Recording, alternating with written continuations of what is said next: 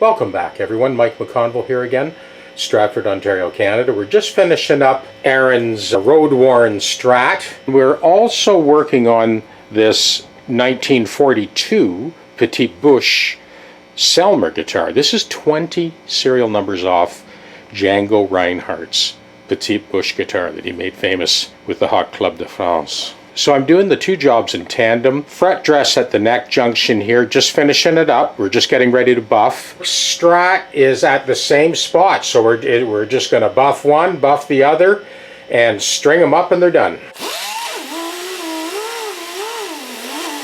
You'll get to hear both these guitars when they're done.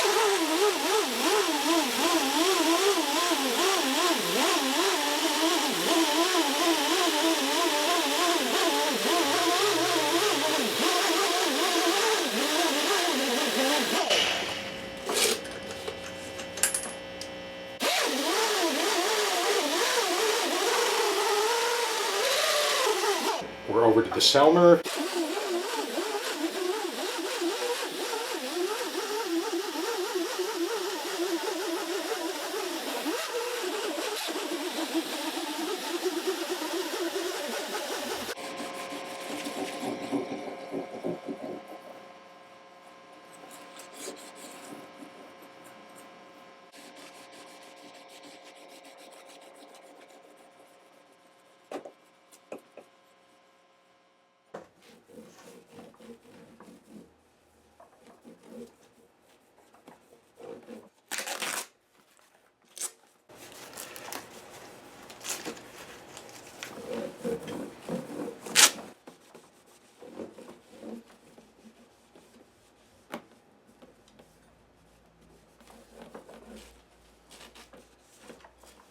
We're zipping a fresh set of 10 to 46 on here. The compensated nut is already done on this one. I did it about, God, it's got to be about 8 years ago. Checked it, perfectly in tune. So I did have to recalibrate it because we had it set up before to dive only. Now we've released that K value on the springs, loosened it up a little bit, and we're setting it up to float now. But the compensated nut does not change. It is as perfect now as it was 8 years ago. So it did need a bit of a fret dress, so I did that. And as you can see, I'm doing the Denny's Selmer Petite Bouche guitar in tandem with this one, because they're similar jobs, fret dress on both. So I like to sort of have two on the go at once.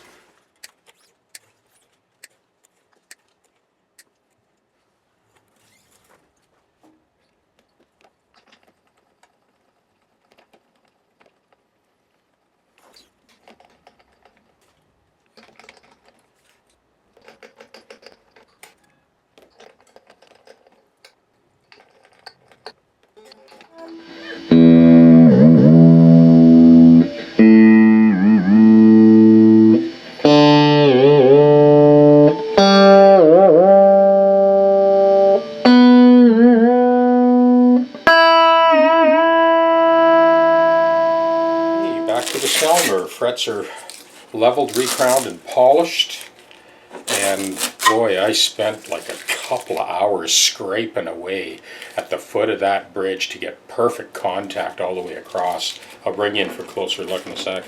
It's a pretty exacting task. There's no forgiveness on that job. It's either right or it's not right.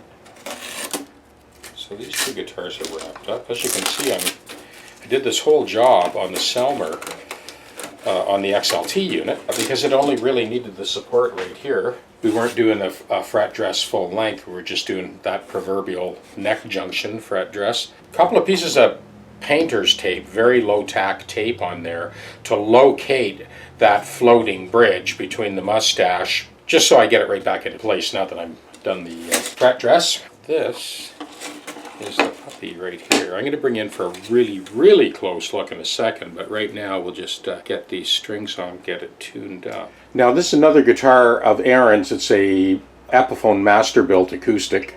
It needs a good going over, fret dress and set up and recheck the intonation. I've already made a compensated nut for this one as well, and that was done about 8 years ago, so that shouldn't be an issue. I've also made a compensated saddle for this. Now, I didn't need to cantilever this one. It was fine right where it is. But that was also done whenever the last time he was back with this guitar, which is, I'm sure has got to be 6-8 years ago. So I'll finish up that fret dress, slap some new strings on, sort of triple check the intonation, playability, and he's got a couple more to drop off as well. So we're going to clean up all of this fret wear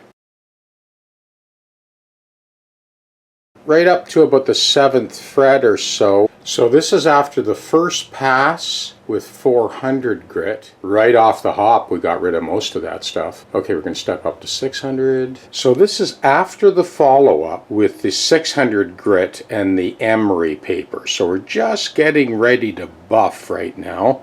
You don't go pulling frets out for the sake of those little tiny ghost marks. From here up, it's basically immaculate. There may come a time where we remove the first 3 frets and replace them, but this is not the time.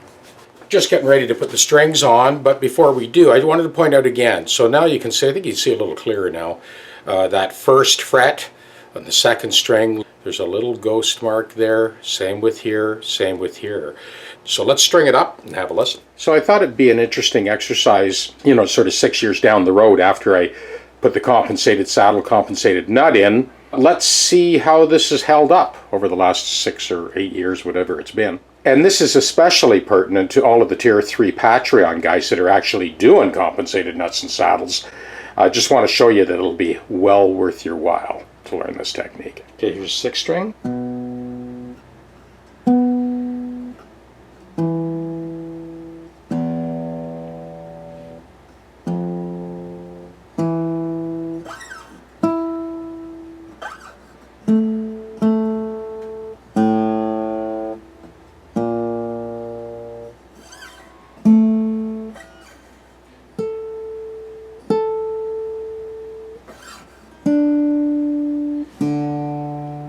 First fret.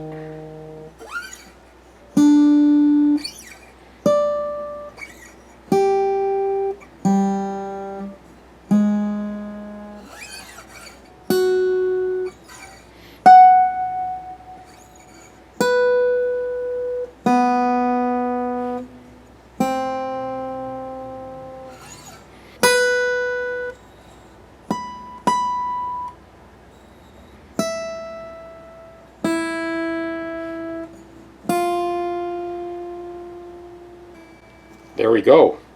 Not much has changed in the last 6 years. The frets are dressed. We got the tremolo to float, 10 to 46, concert pitch. We got the compensated nut that we put in 8 years ago. It's fine. So 8 years down the road, this thing still just lines right up.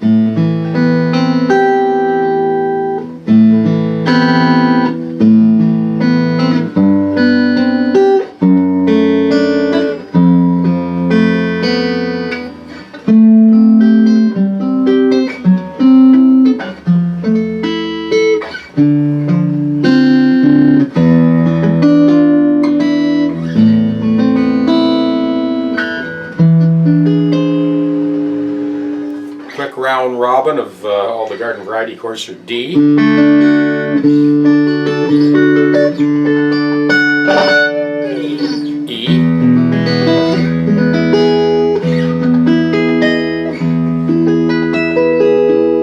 C, G,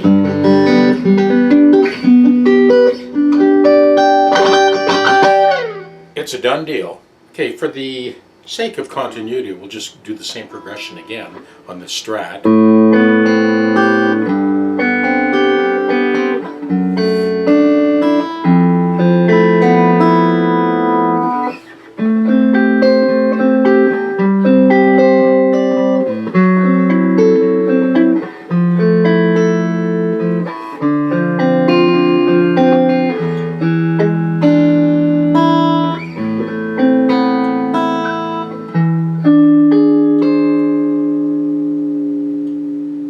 Seem to be on a roll with this progression, so I'm going to do the same thing on the Selmer.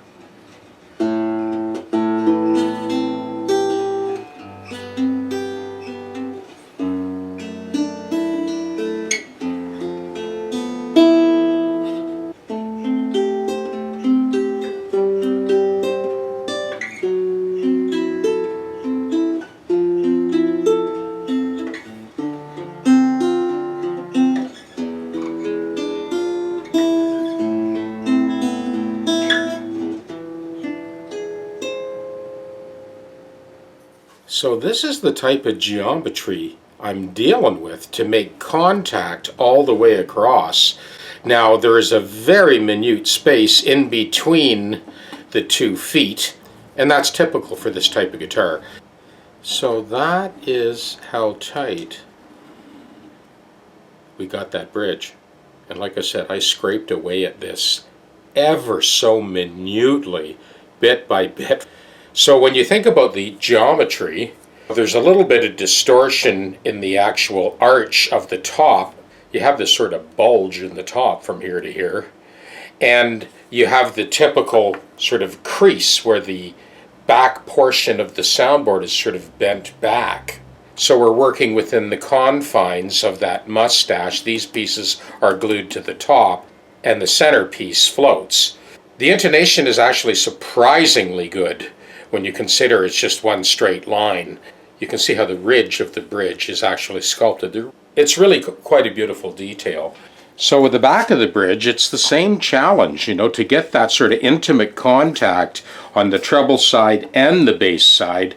I did manage to do that. The customer had indicated that the bass was a little bit weak because it wasn't getting good contact on that bass side.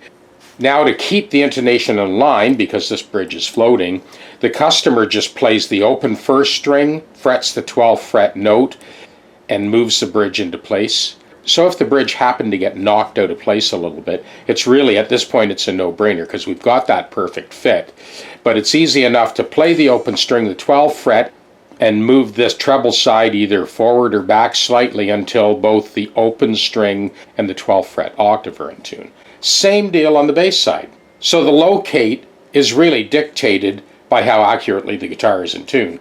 Once those 2 outside strings are intonated, then the middle 4 just follow suit. So the serial number on this one is 529. Django's was 509. Exact same model, the Petit Bush model. And there is the original Selmer label, made in 1942. Not too many of these guys around. There are several very unique design features of this guitar. First of all, the back and the sides are a rosewood, but they're a very thin laminate of rosewood. 2 pieces of rosewood shaved and glued together and bent. Thus, no cracks. Now the top is actually solid. The only telltale sign of a crack is right here. Other than that, man, 1942.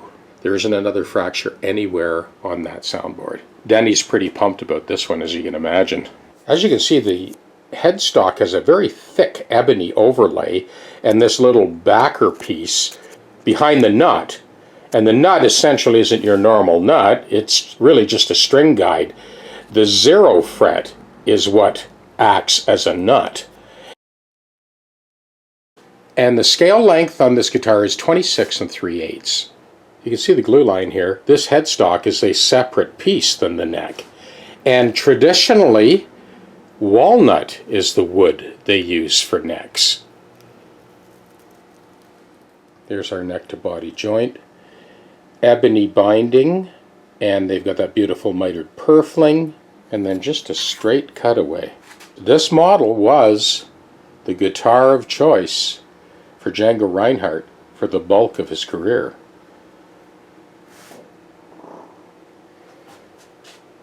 These 80-year-old tuners are perfectly fine, super stable, turns smooth as silk. I'm going to do a loop with his Strat. It's basically it's A minor 9 to A minor 9 over G.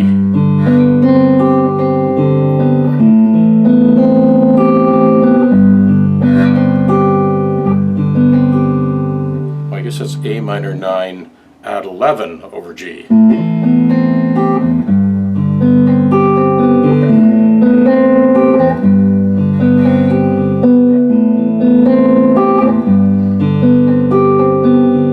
I linger on this F major 7, sharp 11, just let that hang.